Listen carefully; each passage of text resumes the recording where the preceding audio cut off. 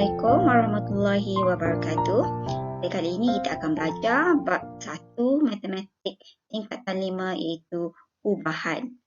Baik, apa yang akan kita pelajari dalam bab ubahan ialah yang pertamanya ubahan langsung, yang kedua ubahan songsang dan yang ketiga ubahan bergabung. Baik, seterusnya kita akan teruskan dengan subtopik yang pertama iaitu ubahan langsung. Baik, ubahan langsung banyak digunakan dalam kehidupan seharian kita. Sebagai contoh, seorang tukang masak perlu menentukan bahan yang digunakan mengikut bilangan hidangan. Jika bahan yang digunakan bertambah, maka bilangan hidangan juga turut bertambah. Sebaliknya, jika bahan yang digunakan berkurang, maka bilangan hidangan turut berkurang. Jadi di sini kita lihat bilangan hidangan bergantung kepada bahan yang ada. Bahan yang ada tu sekiranya banyak, hidangan akan banyak. Bahan yang ada itu berkurang, maka hidangan juga berkurang. Baik, sebagai contoh, apabila Y berubah secara langsung dengan X, maka hubungan ini ditulis seperti ini, iaitu simbol Y berubah secara langsung dengan X. Daripada hubungan ini, nilai pemalar perkadaran K dapat ditentukan. Itu caranya K sama dengan Y bahagi X. Baik, bagi satu ubahan langsung, Y berubah secara langsung dengan X boleh ditulis sebagai Y berubah secara langsung dengan X dan akhirnya kita boleh tukarkan kepada bentuk persamaan iaitu Y sama dengan KX. Dengan keadaan K ialah pemalar. Baik, maksud Y berubah secara langsung dengan X adalah sama maksudnya dengan X dan Y adalah berkadaran langsung. Sama je maksudnya. Y berubah secara langsung dengan X ataupun X dan Y adalah berkadar langsung. Mana-mana kita boleh tulislah. Baik, simbol ini merujuk kepada adalah berkadar langsung dengan.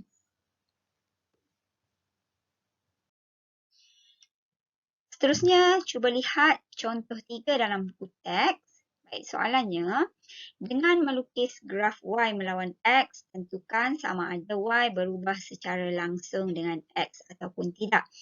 Baik, ini nilai X dan Y yang diberi.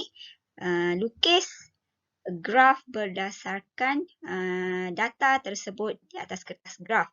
Baik, ini nilai X yang pertama iaitu 0.41.5.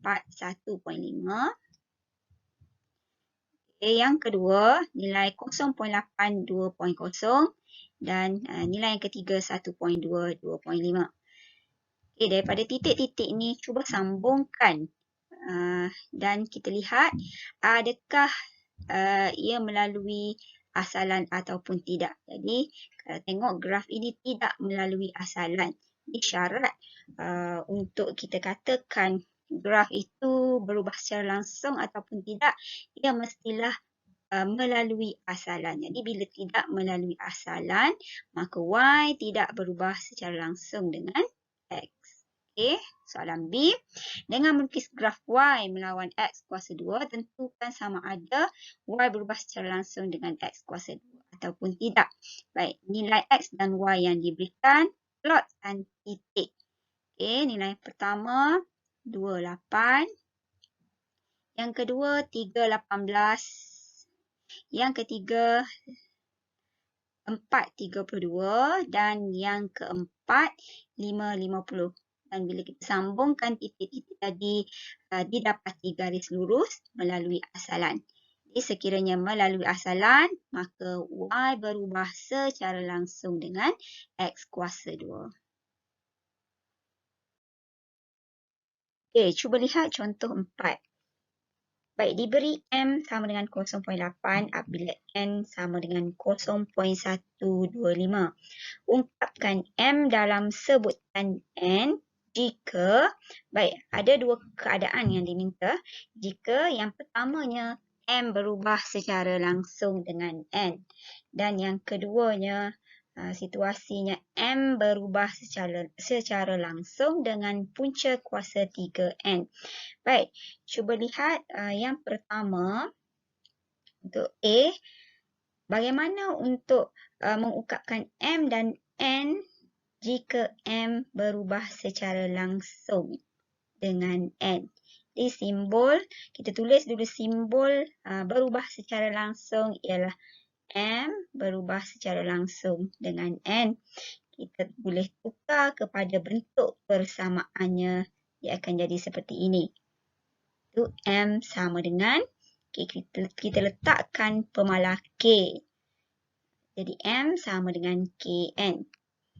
Okey, gantikan nilai 0.8 ke dalam M dan 0.125 ke dalam N. Kemudian, selesaikan untuk mencari nilai K dengan membahagikan 0.8 bahagi 0.125, kita akan dapat 6.4. Maksudnya, pemalah K-nya adalah 6.4.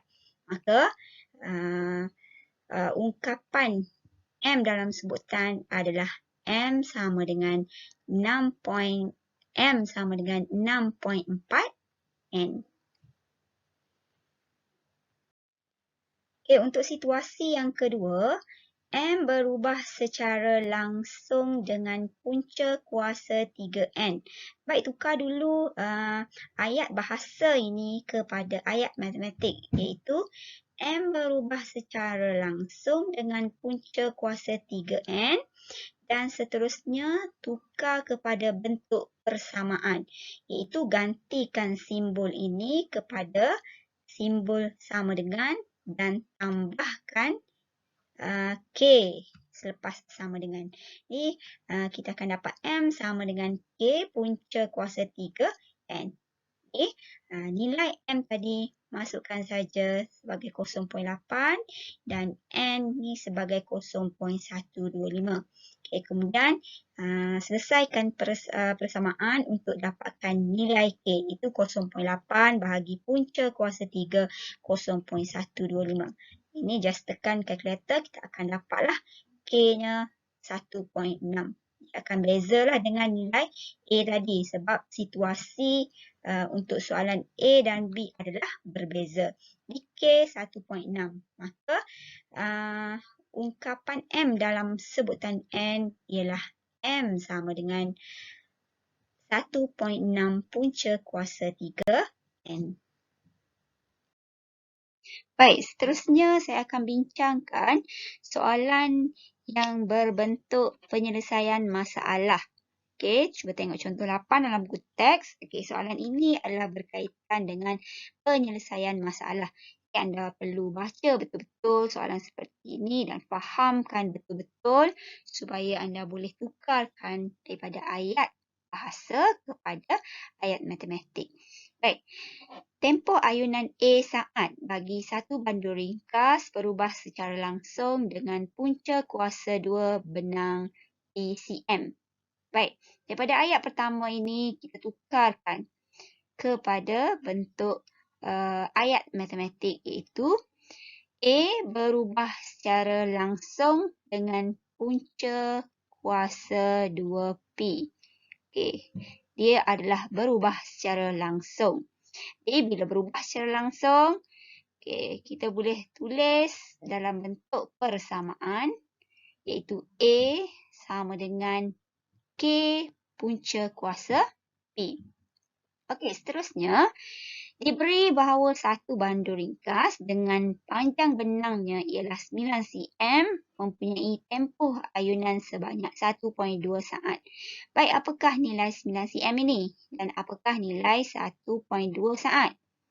Okey, 9 cm diwakilkan oleh panjang benang, iaitu P, dan 1.2 adalah nilai tempoh ayunan, iaitu A. Jadi, ganti sahaja nilai 9 ke dalam P dan nilai 1.2 ke dalam A.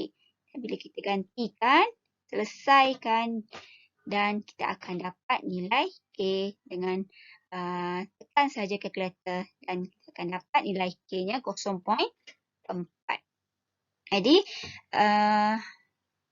ubahan dalam bentuk dalam ungkapan dalam bentuk ungkapan A dalam sebutan P-nya ialah A sama dengan 0.4 punca kuasa 2P.